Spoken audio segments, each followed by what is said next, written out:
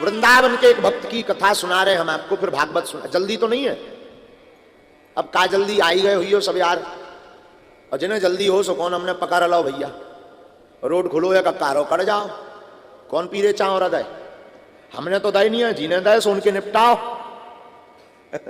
बोलो सीताराम। एक कथा और ब्रज की है। महाराज जी ब्रज में एक सेठ रहते थे, बड़े गुरग्ग थे, मिठाई की दुकान थी, उनके कोई बेटी नहीं थी,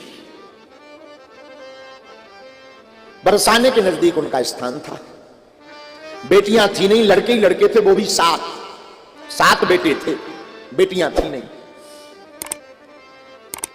एक दिन अनायास उनके मन में भाव आया कि बेटियां तो है नहीं, तो एक काम करते हैं, श्री राधा रानी जी को अपनी बेटी मान लेते हैं। और राधा जी को उन्होंने अपनी बेटी मान लिया। 7 बेटों का विवाह हो गया, धीरे धीरे 7 बहुएं घर पर आ गई। बड़े आनंद के साथ सेठ जी रहने लगे। रोज सुबह राधा रानी जी को प्रणाम करके दुकान पे जावे, और शाम को रोज ठकुरानी का याद करते करते शाम को वापस आवे। देखना ठाकुर जी हमारे कैसे नाता निभाते हैं। रोज शाम को आवे, वही जय जयकार करवे और हाथ मुंह धोवे, प्रसाद पावे और शयन करके सो जावे। जिंदगी तो अपना मोड़ लेती रहती है। धीरे धीरे कब दिन गुजर गए पता नहीं लगा। एक दिन एक घटना घटती। क्या? चूड़ी बेचने वाली इनके दुकान पर आती तो ये आवाज लगा करके कहते, अरे अरियो मनहारनी, अरियो मनहारनी। तो वो दौड़ी दौड़ी आती, जी सेठ जी कहो। अरे मनहारनी तो एक काम कर, मेरे घर को चली जा, वहां पे जाकर के मेरी बहुओं को जाकर के तू चूड़ी पहना दी। आहा, बहुओं को चूड़ी पहना दे। फिर क्या? मनहारनी घर को आई, सेठ के घर पर चूड़ी पहनाई। हर बार वो आती थी, 2-4 महीने में चूड़ी पहनाती थी। लेकिन आज एक घटना और घटी। क्या? बहू में घूंघट डाल डाल करके, पहले के जमाने में जो चूड़ी पहनाने वाली होती थी वो घर आया करती थी, और इतनी मर्यादा हुआ करती थी कि माताएं घूंघट डाल करके ही उससे चूड़ियां पहना करती थी। तो वो सेठ की बहुओं ने हाथ आगे कर कर करके और चूड़ियां पहन ली। लेकिन एक विचित्र घटना घटी कि 7 बहुएं थी पर 8 बहुओं ने चूड़ी पहनी। 8वीं जो बहू थी उसके एकदम कोई घूंघट सी डाली हुई लाली जैसी थी, और बड़े सुंदर सुंदर उसके हाथ। वो मनहारनी इन हाथों को देख करके ही बड़ी अचंभित हुई कि आज तक मैंने ऐसे सुंदर लावण्यमय हाथ नहीं देखे, इतने प्यारे हाथ, इतने कोमल हाथ नहीं देखे। और वो मनहारनी चूड़ियां पहनाती जावे और सोचती जाए सेठ जी के घर पर तो केवल 7 ही बहुएं हैं, ये 8वीं कौन सी आ गई। बार बार सोचे, फिर लगे होगी कोई रिश्तेदार नहीं, होगी कोई पड़ोसन की बहू बैठने आ गई होगी तो पहन रही है, कोई दिक्कत नहीं। लेकिन आज मनहारनी जब अपने हाथों से चूड़ी पहना रही तो बड़ा उल्लास हो रहा, उसे बड़ा हर्ष हो रहा, बड़ा उसका भाव एकदम प्रबल हो रहा। बार बार वो एकदम भावुक हो रही, उन हाथों का स्पर्श पा करके वो आह्लादित हो रही, वो एकदम प्रफुल्लित हो रही उन हाथों को छू करके। वो मनहारनी, वो चूड़ी बेचने वाली, वो चूड़ी पहनाने वाली बार बार विचार करती, अरे भगवान किसी के हाथ इतने सुंदर। अब वो बार बार कोशिश करती कि इसका घूंघट थोड़ा सा ऊपर हो जाए, जिसके हाथ, जिसके हस्त, जिसकी अंगुलियां इतने सुंदर हैं, जिसकी कलाई बाजू इतनी सुंदर है, उसका मुख कितना प्यारा नहीं होगा। वो गौर वरण, वो प्यारा सा वरण, वो सुंदर सी खुशबू, अब वो चाल, अब वो ठिठक करके झिझक करके बैठना। मनहारनी ने जब हरी हरी चूड़ियां वो 8वीं बहू की कलाई में डाली तो वो चूड़ियां भी कभी सुंदर नहीं दिखी, पर उन हाथों में जाकर के उन चूड़ियों की भी सुंदरता बढ़ गई। वो बड़ी चौंकी, लेकिन खैर करे भी तो क्या बेचारी, मौन हो गई। मौन हुई और चली आई अपना झोपड़ी अपना सामान उठा करके।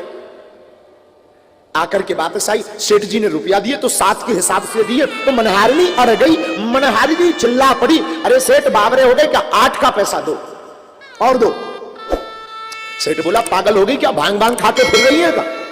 क्यों महाराज, हमने तुम्हारे घर पर 8 बहुओं को हाथ में कलाई में चूड़ियां पहनाई है। सेठ जी चौंक करके कहता, अरे बाबरी मेरे घर पे तो 7 ही बहुएं हैं, तू 8वीं किसको ना जाने पहनाए आई और पैसा मुंह पे ले तू। झूठ मूठ का पागल बना रही। मनहारनी कहती है मैं अपनी रोजी की सौगंध खाऊं, सेठ जी मैंने तुम्हारे ही घर में 8 कलाइयों में चूड़ी पहनाई। सेठ जी ने सोचा मैं घर जाके पूछूंगा, बाहर में जाए बाद में इससे पैसा वसूल कर ले। 8 मांगी, जा। घर आए, बम्मुओं को पूछा कोई और था दिन में? बम्मू ने कहा ना जी। सबने जवाब दिया हम तो 7 ही लोग थे। चूड़ियां कितनों ने पहनी? सबने, केवल 7 ने। कोई 8वां? नहीं। पड़ोसन? नहीं। कोई सहेली? नहीं। अब तो सेठ बड़ा परेशान, हे भगवान आखिर ये 8वां कौन है? पागल बना गई, पैसा लेने के चक्कर में बुद्धू बना गई, झूठ बोल गई, हमें ठग लिया। ऐसे ऐसे शब्दों से वो संबोधित करने लगा और भोजन खा पी करके सो गया। रात हुई, दोपहर रात्रि के बीते, आंख लगी और जैसी आंख थोड़ा गहरी हुई, आंख में श्री राधा रानी जू, श्यामा प्यारी जू, श्री ब्रजेश्वरी जू, बरसाने बारी, श्री कुंज विहारिणी जू, हमारी सरकार जू स्वप्न में आकर के कहती पापा तेरी केवल 8 बहुएं हैं, तू अपनी लाली को चूड़ियां नहीं पहनाएगा क्या? मैं भी तो तुम्हारी बेटी हूं, और मैं बेटी हूं तो मैंने चूड़ियां पहन ली, तो क्या गलती कर दी? क्या मेरे लिए तुम्हारे पास दक्षिणा नहीं है? मैं भी तो तुम्हारी बेटी हूं। और जैसे ही इतना कह के ब्रजेश्वरी, रासेश्वरी, राधाजू, श्री वृषभान ललीजू, कीर्ति ललीजू जैसी गायक भई और सेठ की आंख खुल गई। बिस्तर पर बैठा बैठा फबक फबक करके रोने लगा, अपराध को क्षमा करो, क्षमा करो पिताजी। वो बात बार बार कान में गूंजे, पिताजी 7 बहुएं हैं तो मैं भी तो हूं 8वीं, मैं भी तो तुम्हारी बेटी हूं। इधर तो तुम मुझे बेटी मानते और मैंने चूड़ियां क्या पहन ली, तुम उसको बेचारी को गाली बकरे, ठग लिया, पागल बना दिया। रात को ही सेठ भागे बरसाने, और रात को ही बरसाने की मंदिर की देहली पर दौड़ते दौड़ते चढ़ गए और चढ़ करके चौखट पकड़ करके माफी मांगने लगे, लाली मेरी बिटिया मुझे माफ कर दो। और उस दिन से उन्होंने दृढ़ संकल्प कर लिया कि आज से तय हो गया कि हमारी लाली हमारी बेटी श्री राधा जू है। हमने तो धोखे से एक बार कह दिया था कि कोई बेटी नहीं है तो राधा जू हमारी बेटी है, पर धन्य है हमारी ठकुरानी, उन्होंने तो अपना पिता ही मुझे मान लिया।